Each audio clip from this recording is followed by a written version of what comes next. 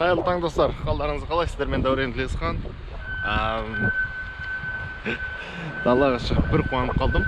Ауа тым суық емес екен. Кішкене ғана жел бар, бірақ түні бойы жел жауып, жел тұрып тұрғандай болды менің көзімде. Мында тазалау жұмыстары жүріп жатыр. Бүгінгі влогты бастаймыз. Кеттік.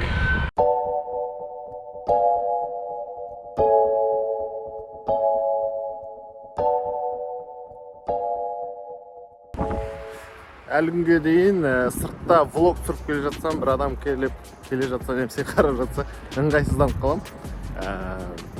Өзімен өзі сөйлесіп жатқан бірінші адам сияқты. Шындарыңызды айтыңыздар, кім араларыңызда Юрий Дудь каналын қарайды, немесе қарамайды? Мен қараймын, өте қызықты интервьюлар болды. Кеше ғана біреу шықты. Ол ерекше, неге өйткені онда қазақстандық жігіттен алған. Ресейде жүрген комик Нұрлан Сабуров деп қалған шығарсыздар. Жоқ, Нұрлан Сабуровтан алып қалған. Басқа жігіт, мен үшін беймәлім жігіт болды, бірақ ерекше бір тұлға екен. Сол туралы бүгін сіздермен сөйлесіп көрейік. Мен үшін қызықты интервью болды, бірақ оның алдында шай ішіп алайық, шай. Міне, мынандай қарларды жинап тастаған. Түнгі уақытта Маржан Өтеген пекарнясынан шай ішеміз.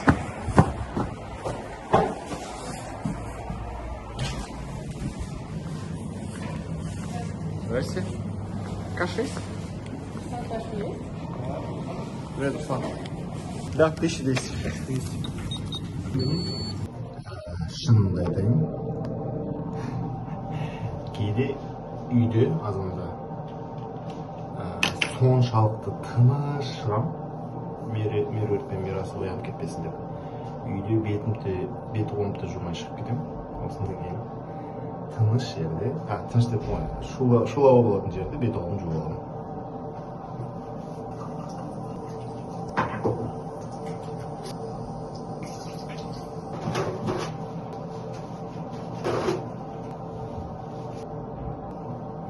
Сергектеніп алдық, кашамызды жейіп барып, кофемізді және Гарри Поттер кітабын оқиық.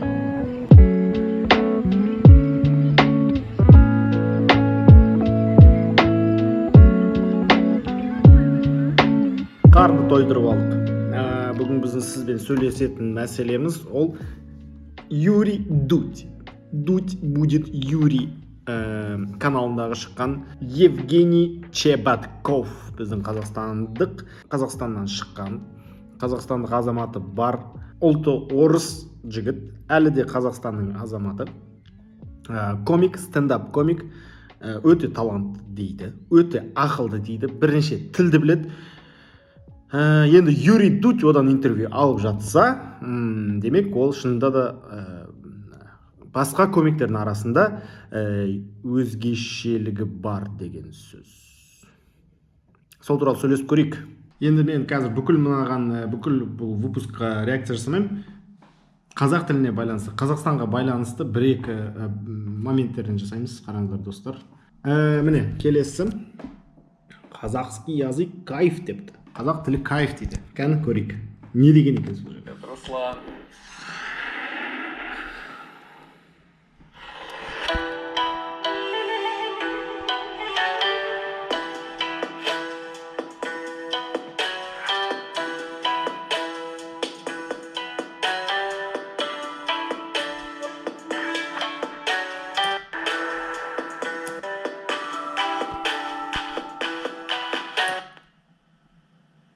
Любой, кто попадает к тебе на стендап, первый, знаешь, русский, казахский, английский и чутка испанский. И французский. Французский я знаю лучше, чем испанский. Но хуже, чем английский. Ну да. То есть я могу сказать, что английский, мне за него не стыдно, французский. Но я, к сожалению, у меня нет практики разговорной, но я его учу всю школу, я его за это очень люблю, он такой очень эмоциональный. Энергетически заряженный язык, я его за это очень люблю, он такой очень эмоциональный, очень крутой. Понимаешь, там даже какие-то, даже матерные вещи, они звучат, они несут не не тот заряд, как в русском. Понимаешь? Короче, у меня история. Я ехал в автобусе из Усть-Каменогорска в Алмату. И ночью я просыпаюсь, я не понимаю, что за город. Вообще, я такой, что за город? Все буквы сбиты на автовокзале. Мы оставили, все из автобуса вышли. И у меня что-то все разрядилось, и я вот так стою с просой. И только один мужик сидит на корточках. И он сидит и смотрит на меня. И он говорит: Шымкент, едем в Шымкент. 2 билета, Шымкент, ехали? Я говорю: нет, а это что за город? 2 места, Шымкент, ехали? Я говорю: а это что за город? Едешь в Шымкент? Я говорю: нет, это что за город? Не просто игнорируют. Шымкент. Я иду дальше, и он мне кричит: эй! Это Талдыкорган, долбоеб!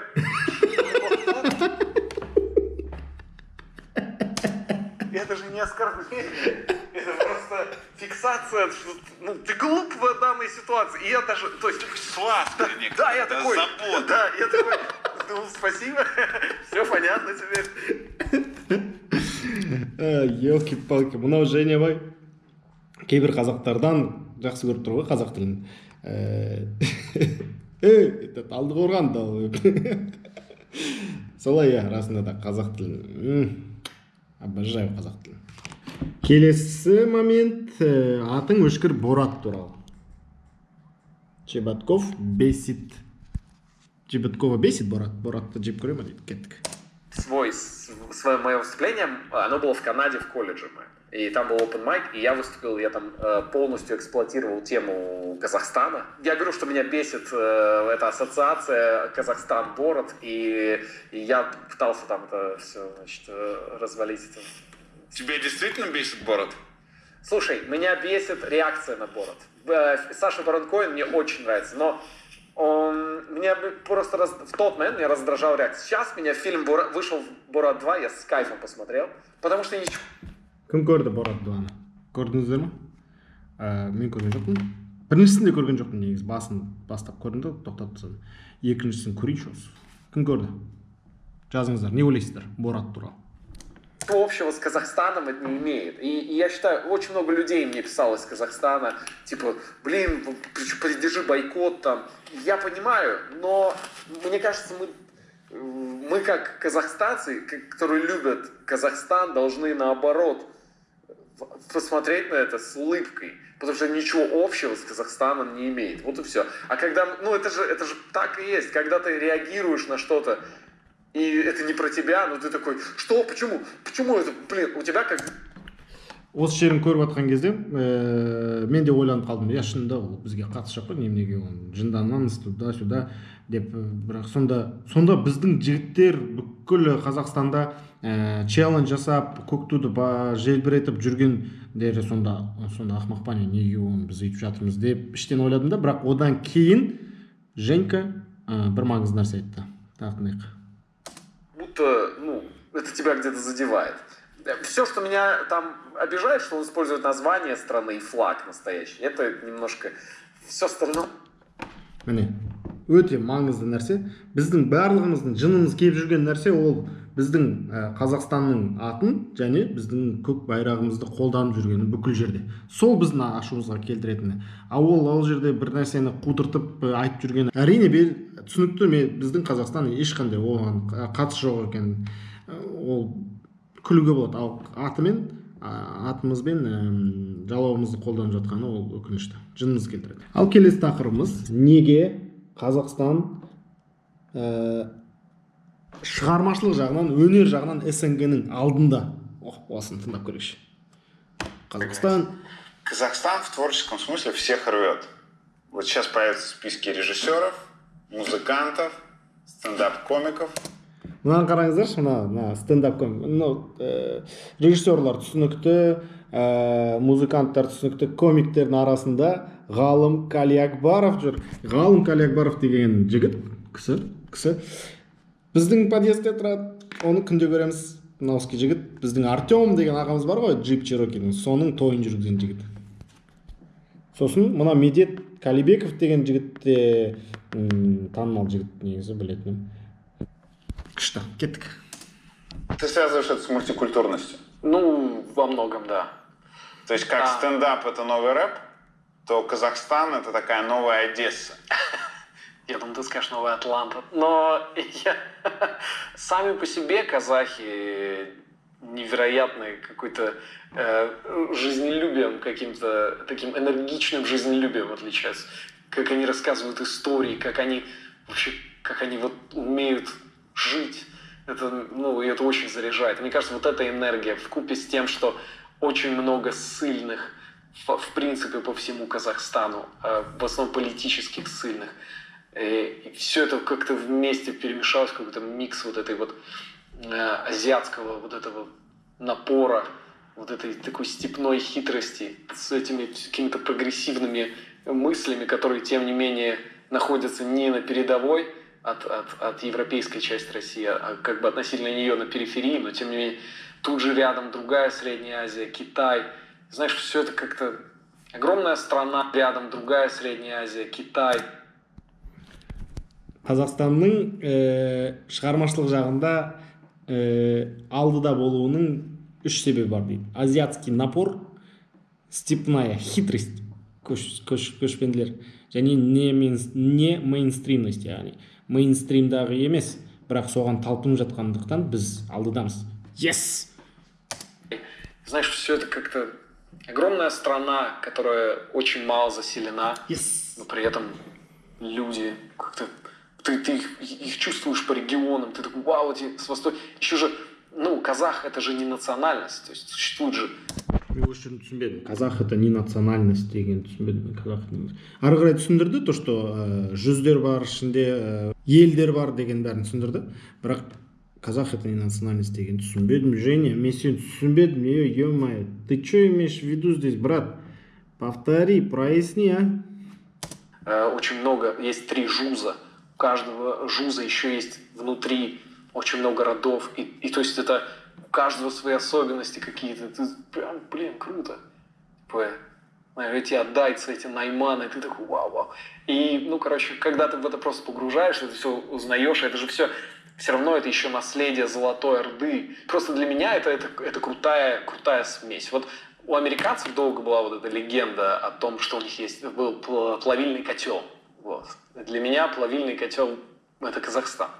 Бабушка тоже таскала. Йоу, дейсің ғой. Сонымен, не айтамыз? Женя Чеботков мен енді таныдым. Супер. Бұл Дудьтың интервью маған өте қатты ұнады. Қазақстан туралы өте көп айтты және жақсы нәрселерді айтты. Біріншіден, екіншіден, тек қана сөзбен емес, іспен де Қазақстанда өте көп адамның дамуына өте көп жағдай жасалынғаны көрініп тұр. Яғни біздің Қазақстаннан шыққан осындай интеллектуалды дамыған энергичный, жизнерадостный жігіттер өте көп екенін көрсетіп отыр. Арасында әрине біраз өте сезімтал тақырыптарды қозғалды. Оны бұл жерде айтып кетпей қойын. Өздеріңіз көріп, өздеріңіз үшін бір пікір қалдырсаңыздар болады. Өте қуаныштым. Бұл видеоның шыққанына өте қуаныштым және оны қарағанға. Сіздерге де кеңес берем, қарасаңыздар болады. Біраз көңіл күйлеріңіз көтеріліп қалады. Солай. Яу.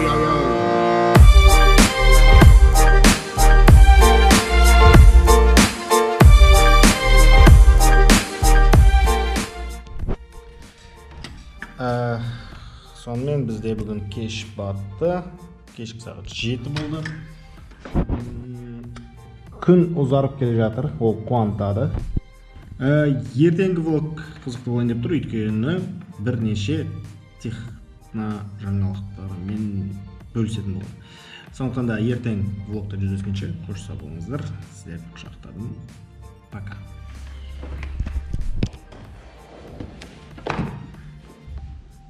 Para you,